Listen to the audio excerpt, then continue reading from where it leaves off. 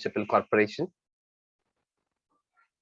Today, I'm your host teacher. My name is Girish Patil, sir. And today we are going to discuss about the exercise part of the chapter which we are dealing. So let us first, before starting the exercise, let us first go through the short summary of the lesson, what we have learned in this lesson. So let us start the lesson. So welcome to the online session of Brihanmumbai Municipal Corporation. We are in 6th standard and I'm your host teacher Girish Patil, sir. And today is our chapter history.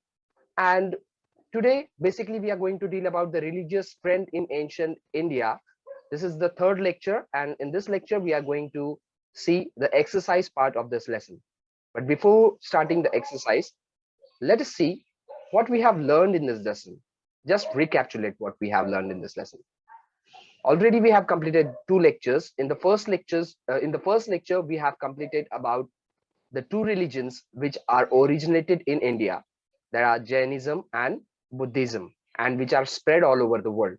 Then in the second lecture, we learned about the religions which are present in India, but which are originated in other countries.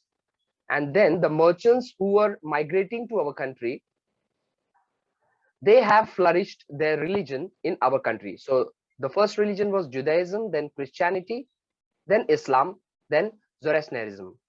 This all religions we have learned in this two lectures. So let us see what we have learned in Jainism. In Jainism, we learned that there are 24 Tirthankars is Jain religion, and amongst them, Bhagwan Mahavir, Vardhaman Mahavir was the 24th Tirthankar, and the period of Vardhaman Mahavir was 599 BCE to 527 BCE. It is very clear from this date, from this period, that this religion was existing before the birth of the Jesus Christ.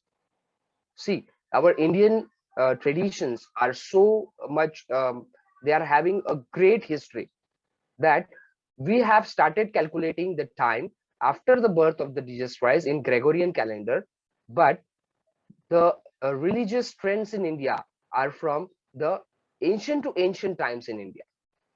So what are the teachings in Jainism? Means, what did Vardhaman Mahavir preach to the people? What he said to the people? Vardhaman Mahavir gave Pancha Mahavratas, that 5 great vows, amongst them Ahimsa, that is non-violence, Satya, truth, Asteya, non-stealing, Aparigraha, non-attachment. You should not have attachment to anything in your life. Means you should give up the things which you love at a certain point of your life. Then Brahmacharya, it means that bodily pleasures and all the vows, you have to live it. This we studied already in detail. We are just going to overlook this. Then the 3 Ratnas. Vardhaman Mahavir told the principles of 3 jewels to the people. That Samayak Darshan, means you should have faith. That Samayak Janan, you should have knowledge about whatever been taught to you. Then Samayak Charita, then strictly follow all the 5 great vows: Ahimsa, Satya, Steya, Aparigraha, and Brahmacharya in your life. Then we learned about Buddhism. We learned that Buddhism, this religion was been originated in India, and Gautam Buddha was the founder of the religion. And the period of Gautam Buddha was 563 BCE to 488 BCE. On Vishakha Purnima, he was sitting in depth meditation under the peepal tree in Bodh Gaya, in Bihar. There he got the enlightenment. Means he was under a rigorous tapa. I have also shared a short story that Buddha, Gautama, his real name was Siddharth, and he was a prince. And he left his all the his home, his family, in the search of a question that what are the causes of human sorrow.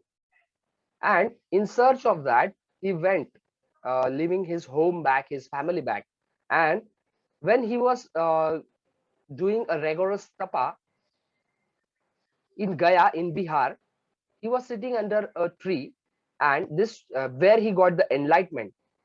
Enlightenment was he got the depth knowledge of whatever he was asking to God. What are the reasons of the sorrow? How humans should behave in his life to get rid of the sorrows. And this tree is known as Bodhi or Bodhi Vriksha. Okay. Urvela is, and the place Urvela is known as Bodh Gaya. And hence Gautam Buddha is known as Buddha. This is what we learned over here. Then what were the teachings of Gautam Buddha? Those people who were influenced by Gautam Buddha's life, they came to Gautam Buddha, and Gautam Buddha gave them some message. What was the message? That Arya Satya, that is noble truth. There are 4 truths in the roots of human life, human affairs. They are called noble truth. Means each and every human being should have to face these 4 truths. That is, first is dukkha, that is suffering. The second is cause of dukkha. Human should know his life will be surrounded by happy things as well as the things which will not make him happy. That is dukkha. Then he should understand the cause of dukkha. If he wants to be happy and he wants to take this dukkha out of his life, so he should understand the cause of the suffering. Dukkha nivaran. He should understand the possible ways to get out of it. And pratipad. Pratipad means the way.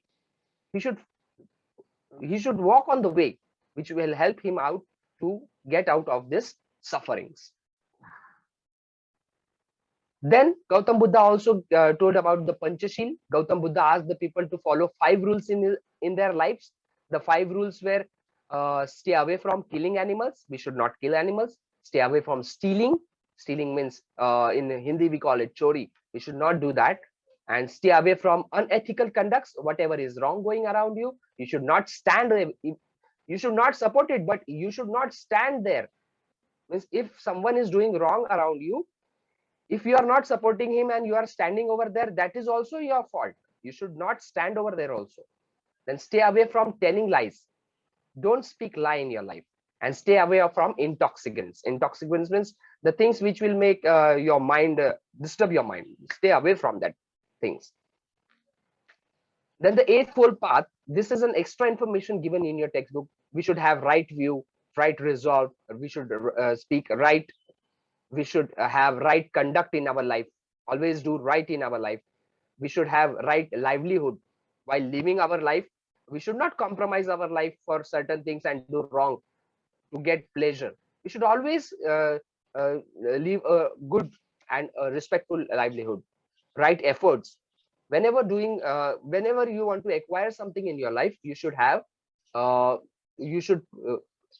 put proper efforts behind it. Then right mindfulness. Your mind should always be in the correct direction. If you are in a stress, then also you should keep your meditation so strong that you should never leave your path. And right concentration. You should have concentration on everything you do in your life. This was all about Jainism and Buddhism. Then Judaism. Then about Judaism, we learned that this religion was flourished in Israel. This is not from our country. Then the people the people belong to the Jewish religion and arrived from Kochi in Kerala. First of all, they arrived in Kochi in Kerala, and from there they started flourishing their religion in our country. And the god of them is Yahweh or Moses. And the thing what Jewish people emphasis was justice. Means what they matter more in their life is about justice, truth, peace, love, compassion, humility, charity, ethical speech, and self-respect. This all things are in each and every religion. Jainism also speaks about this. Buddhism also speak about this. And this Judaism also speak about. And the religions which are going to see further, or the religions in this world, all the religions in this world, they all support this justice, truth, peace, love, compassion, humanity, charity, ethical speech, and self-respect. And these things are being supported by each and every religion. And their prayer house is known as synagogue. You can call it synagogue. So the prayer house, the temple where the Jewish people worship. Then the 4th religion we studied about was Christianity. We know that the Jesus Christ is known as the son of God and who has came for the salvation of the people. Christianity is founded by Jesus Christ. He was the founder. It has spread all over the world, and 12 followers of Jesus Christ went in all the 12 directions, and one of them, Saint Thomas, came to India, and he landed in Kerala, and he established a church in Kerala at a place Pellur, Tiruchur district, in 52 CE. And then the flourish of the Christianity in India started. The Bible is the holy book of the Christianity, and the prayer house is known as the church. See here, there is the picture of Saint Thomas has been shown, and what is the church of the Pellur is shown over here, and Bible, the holy book of Christianity. Then the religion we studied was Islam. Islam was originated in Makkah in Saudi Arabia. This religion is also not from our country. The merchants who came to India for the trading purpose, they meet our local people and they told the virtues of the Islam religion. And the people who were influenced by the religion, they used to follow this religion. Since ancient time, there have been trade relations between India and Arab. Arab traders used to visit the port of the coast of the Kerala. See, the Kerala was the main place from where the foreigners used to come to our country. There was the entry place over there because Kerala has a large, has a big seashore, and the people who were coming by the sea routes, they used to enter India from this place only.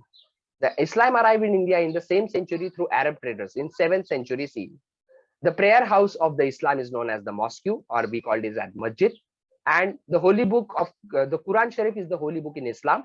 It provides guidance on how man should behave in his life. So this was all about Islam. And the last religion we learned over here is Zoroastrianism. And the religion was founded by in Persia, founded in Persia, in Iran.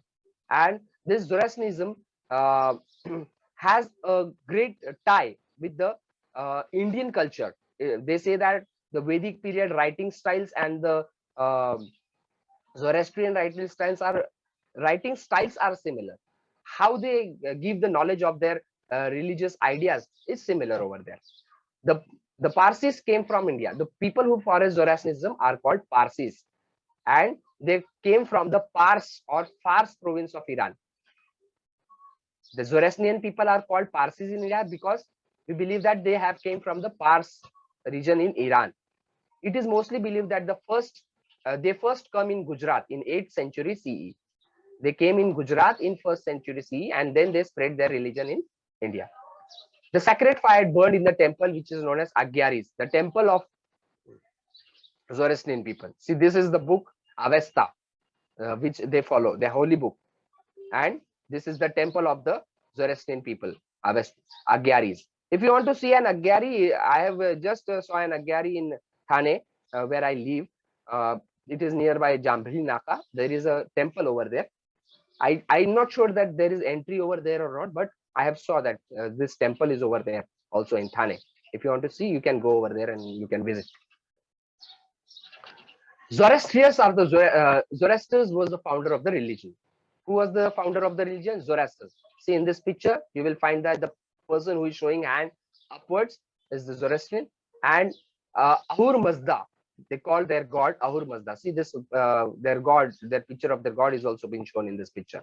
And this holy fire, the Zoroastrian people who they worship this holy fire. The element of fire and water are very important in their religion.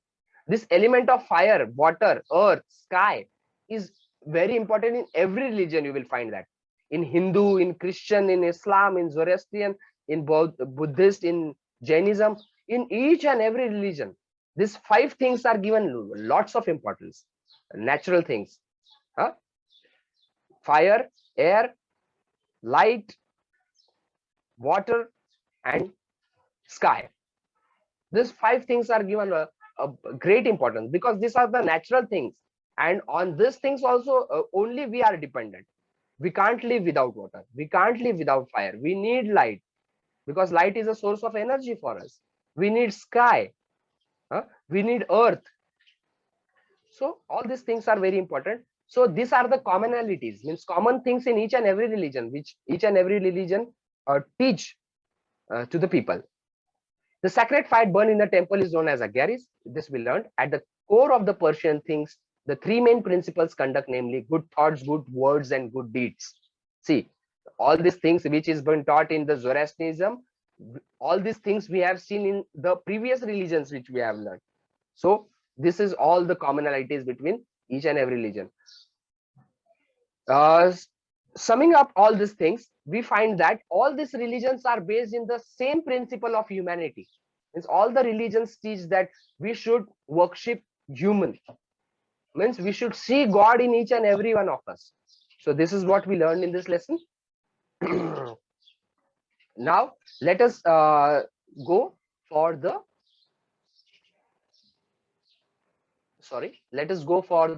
exercise part of this lesson. Let me share you the another PPT.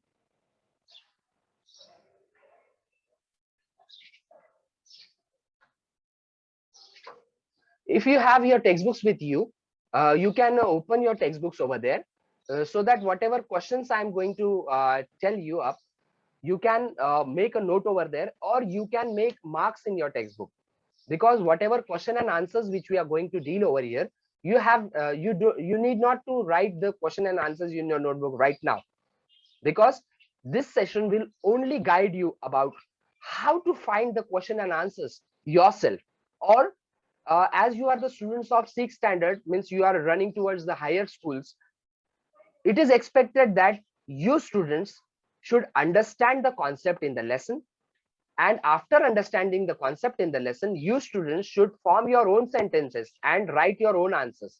So this session will deal about the exercise part. So we learned about all these 6 religions in this lesson. So in your textbooks, all the questions will be from your textbooks only.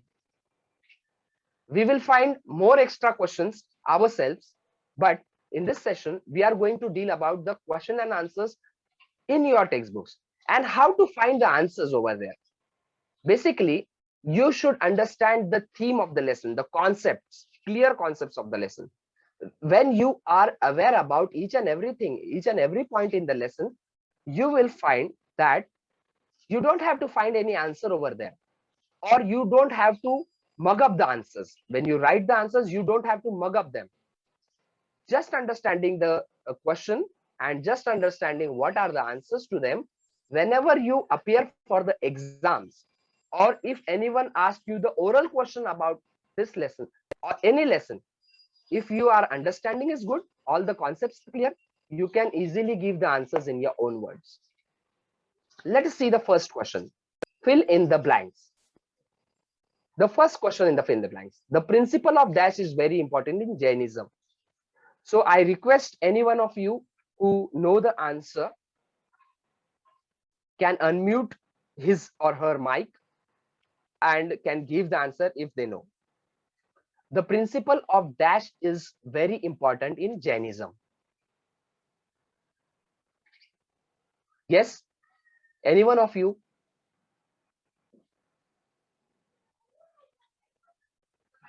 Nidhi Sharma, can you answer? Aditi Prajapati? Vishnu Mandal. You can unmute your mic. Yes. Non-violence. Yes, very good. Correct. Violence. Correct. Students, make sure that your parents are not been talking behind you, because someone's mother was speaking something wrong, and which I have heard over there. So this is our YouTube lecture, and you should maintain this decorum, that don't allow your parents to speak in between. Okay. So the principle of non-violence is very important, Jainism. The same sentence you will find in your textbooks, and the answers you will find over there. The second question. An extraordinary feature of Gautam Buddha personality is his dash. An extraordinary feature. Yes, can anyone? Suffering in human. Forgiving human. Okay, very good. But the sentence word is a specific word is been given in the textbook, that is compassion. Compassion. Okay, daya. In Hindi we call it daya. Means Gautam Buddha was always of the mindset that he always used to preach his followers that always forgive your enemies too. That is what. Let us see the second question. What were the teachings of Vardhaman Mahavir? See, whatever answers will be given by me over here are my own wordings. What I did, I read the lesson, I understood the concept, and I find the paragraph where this point has been given, the teachings of Vardhaman Mahavir. I understood them.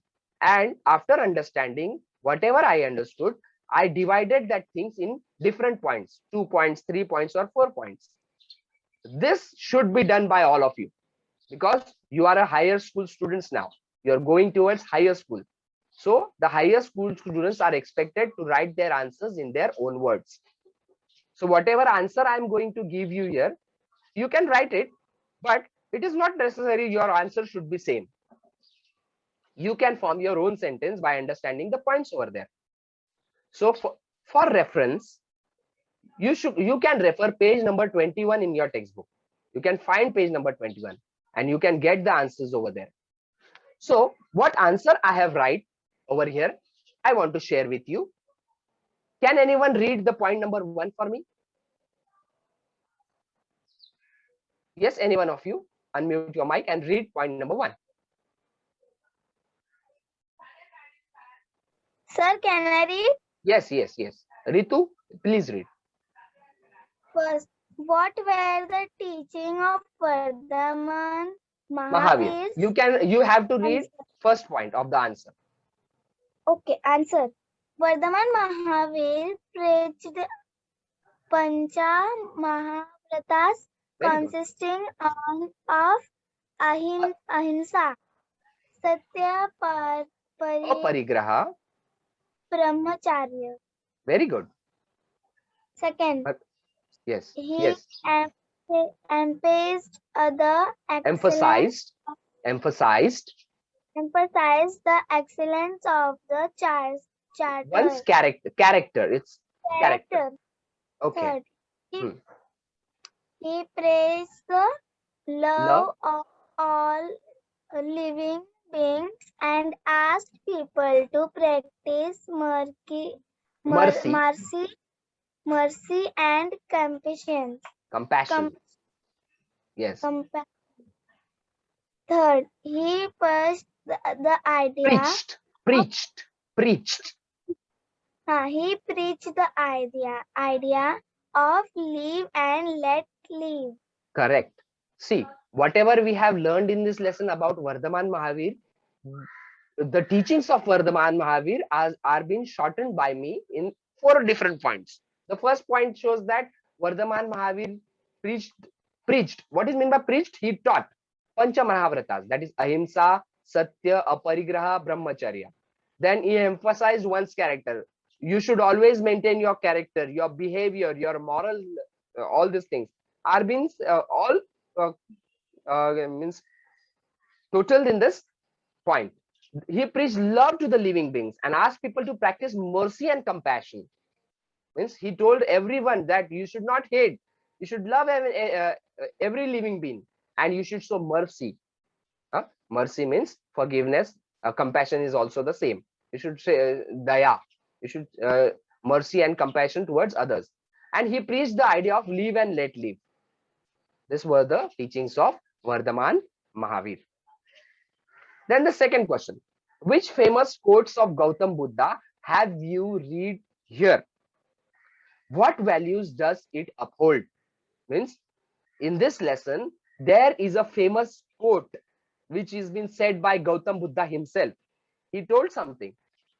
It was shown in double inverted comma in your textbook if you have read it properly, or when I was dealing in lecture number 1, I highlighted that point. So it is on. Yes, Shraddha, you can read this answer, and for this reference you can use page number 23 in your textbook. Please read. Gautama Buddha had said, even the little quail can sleep friendly in her nest. thereby he propounded the propounded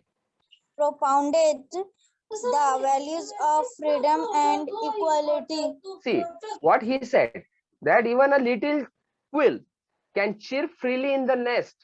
So he was telling about a small thing is also free in the nest. So we should also live a free and a life filled with equality. That is been shown. Very good, Shraddha. Then the third question: what virtues are emphasized in Judaism? We learned about the Judaism, and what virtues means what are the things which are being imbibed in the people who follow the uh, religion of Judaism. For this, you can take the reference of the page number 23 of your textbook. I have formed a question in my own sentence. Can any one of you read this answer?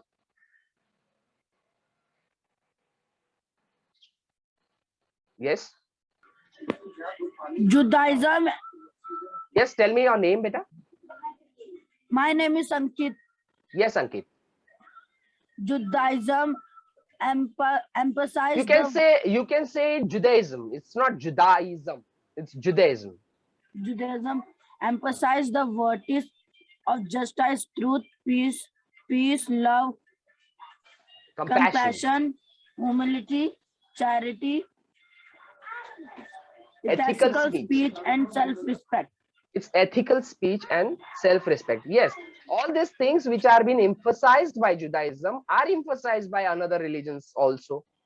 So this answer, you don't have to mug up this answer. You just have to put all these points. You had remember all these points, that Judaism emphasizes the virtues of justice, truth, peace, love, compassion, humility, charity, ethical speech, and self-respect. I have already explained you all the meanings of all these things. Again, if you want, justice, nyaya, truth, satya, peace, silence, love, prem, compassion, daya, humility, respect towards the humans, charity, dan, to give whatever is with you, to give to the people, ethical speech, always speaking, while speaking, you should speak in uh, all what is correct, you should speak. You should not lie anywhere. And self-respect. This is emphasized by Judaism, and in commonalities, in common things, we see that this is also emphasized by each and every religion. So if you remember all these points, justice, truth, peace, love, compassion, humility, charity, ethical speech, and self-respect, easily you can write your answer in your own sentence. Isn't it? Then question number 4. What are the teaching of Christianity? See, this Christianity paragraph is on page number 23. It has started on page number 23, and while printing, it had ended on page number 24. So for this answer, you can refer the paragraph on page number 23 and 24. And after reading these paragraphs, I have formed my own answer. This is for your reference. Can anybody read? मैं कीर्ति बोलूं? Yes, Kirti, you can read the answer of question number 4. Please read. According to the teachings of Christianity, it is Christianity. Christianity. We are all brothers and sisters. We should love everyone, including our enemies. We should forgive those who err or go wrong. Okay. I think that you have read your answer, which you have written in your notebook. Okay. I have added 2 more points. According to the teachings of the Christianity, there is only one God. Okay. This has been a monotheist part of which is followed by different religions. And Jesus Christ is the Son of the God who came to the earth for the salvation of the mankind. This is the extra point which I have entered in my answer. But whatever answer you have given, Kirti, is also a perfect answer, and it talks about the teachings of the Christianity, and it is very correct. Very good, Kirti. So what we understand about the teachings of the Christianity. Whatever was given in a whole paragraph, we summed up into 2 or 3 or 4 points. This is the way we have to write the answers. Okay, very good, Kirti. You have formed your own answer, and I am very happy that your answer was absolutely correct. Then the question number 5th, what are the teachings in Islam? For this, it is given on page number 24 of your textbook. Can anyone read among you this answer? The Sharifa, teaching of Islam is Sharifa, that Allah hello is Sharifa, hello, eternal. hello. Yes, First of all, tell me your name properly and then I'll start answer. Sharifa. Hello sir, I am Sharifa. Please say like that. Hello, sir. I'm Sharifa. Yes, Sharifa, please read the answer. The teaching of Islam is that Allah is eternal, abos- uh, Absolute. absolute, all powerful, and miracle. M- The Quran Sharif provides Merciful. It is not guidance, miracle. It is merciful. merciful. Yes. The Quran Sharif provides guidance on how man Guidance. It should is behave guidance. in life. It is guidance. Again, read the second point. The Quran Sharif provides guidance on how man should behave in life. Yes, very good. So the Islam religion talks about Allah is eternal, means there is only one God, they say. It is it is a part of the monotheist, means it was also said in Christianity, it is also said in Islam, and absolute and powerful and merciful. Merciful is having uh, daya. You should, in Hindi we say daya towards others, merciful, always forgive others. And the Quran Sharif provide guidance on how man should behave in his life. These are the teachings of Islam. Then the question number 6, what is the core of Parsi thinking? It is on page number 24 of your textbook. The answer which I have formed from there is, I'm going to read this answer. The element of fire and water are very important. Okay, this was the point which was been highlighted in uh, uh, Zoroastrianism, which we learned over there. The element of fire and water. Also, we saw the photo of the Agyari. We saw that there is a pond made in front of the Agyari, means the element of water is there. And inside, when you go of the Agyari, you will find that the holy fire is burning over there. So this element of fire and water are given very most important over there. At the core of Parsi thinking, there are three main principles of conduct. Means Parsi in this Zoroastrianism, they say that in our life we should always follow these three principles. Which are they? Good thoughts. We should always have good thoughts in our mind. Good words. While speaking towards others, we should always use good words and good deeds. While doing anything in our life, we should always do good things only. All these things are being preached in Zoroastrianism. Also, these things are being preached in each and every religion. So, only remembering these three principles will do. That good thoughts, good words, and good deeds. If you remember these things, you can form this answer in your own words. And the element of fire and water is very much clear to you, as I have included a picture of Agyari in my PPT. Okay. So in this way, we have completed our short answers. In your textbooks, after completing the short answers, there is a third question about write notes on. Write notes on. What is mean by write notes on? Write notes on is nothing but a point is being given to you, and after reading that point, you should understand that this point is being explained in the lesson. And wherever this point is being explained, you should read this paragraph properly. And after reading that paragraph, whatever you have understood, you should make your answers in different points so that it is very much good to understand. So the first question, Arya Satya.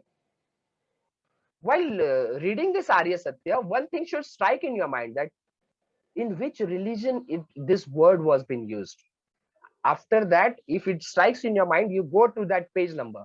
So in your textbook, you can refer page number 22 for this answer. And whatever I have read over there and I have understood, I have made some points. So he's going to read these points for me. Arya Satyas. Yes. Yes, Sharif, can you read this answer?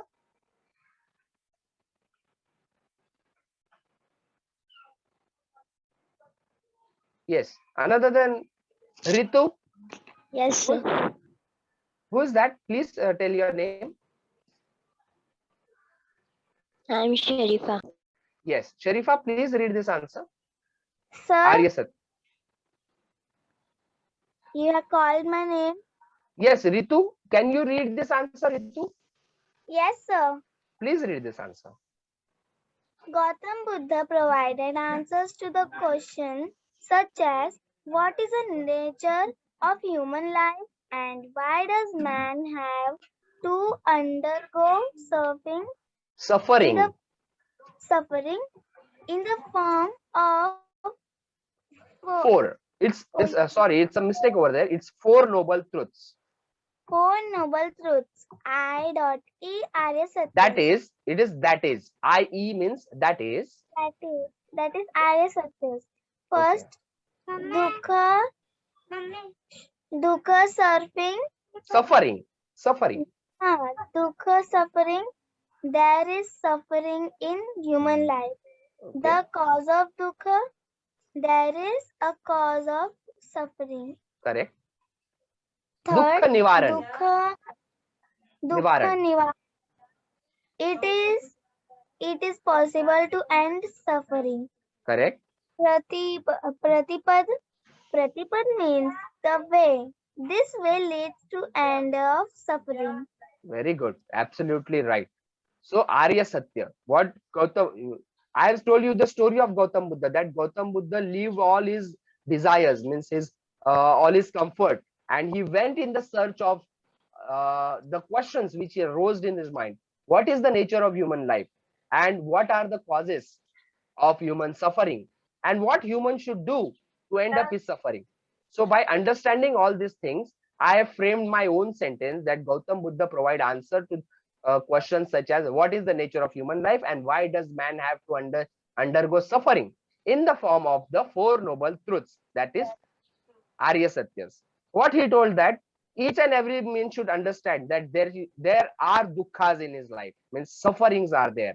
Then he should understand the cause of dukkha, why he is in sorrow, what are the reasons of his dukkha, and he should follow the steps to overcome this suffering, that is dukkha nivaran. And last, if he find the way, he should walk on the way, he should follow that all the path, all the things to get rid of the suffering, that is Arya Satya. Okay. Then the second question in that was uh, Ritu, will you please mute your mic? Okay, very good. Panchashil. Okay, while reading this Panchashil, you will find this in the Buddhism only, in the part of Buddhism, page number 22. What are the Panchashils? So Gautam Buddha asked people to follow 5 rules in their life. These rules are called Panchashil. Whoever were the followers of Gautam Buddha always used to tell that people, whoever used to come to meet them, that stay away from killing animals. First rule in the life. Second rule, stay away from stealing. You should not steal anything. Means stealing means what? Whatever thing is belonging to others, you should not take that thing without informing him or her. That is stealing. If you pick up anyone's thing which is belonging to other, and if you pick it up, that is stealing. So you should not steal in your life. Stay away from unethical conducts. Many things are going wrong around you in your society or in your surrounding. So you should not be a part of that. Stay away. Stay away from telling lies. Don't tell lie in your life. And stay away from intoxicants. Whatever will disturb your mind, stay away from that thing. This is called, these are the 5 rules made by Gautam Buddha. And he always used to tell his followers to follow these 5 rules. And these 5 rules are termed as Panchashil. So in your textbook, there is question number 4 and some 8 points are given. This part will be your homework. Means everything you have to write yourself only. But this part, this answers I am not going to display. This you yourself have to understand and write, which will come in 5 great woes and which will come in 3 jewels. So the question is, put the following in the proper place in the chart. Okay, of 5 great woes and 3 jewels. It has been stated over here. And all the things means the 5 great words and the 3 jewels are mixed up. Ahimsa, Samayak Darshan, Satya, Steya, Samayak Janan, Aparigraha, Samayak Charita, Brahmacharya. Among them, 5 are 5 great verbs and 3 are 3 jewels. So you have to bifurcate them. So this is all up to you. This is your homework part. In this part, you have to understand whatever is shown over there, and you have to write the term in proper column to which it belongs. Okay.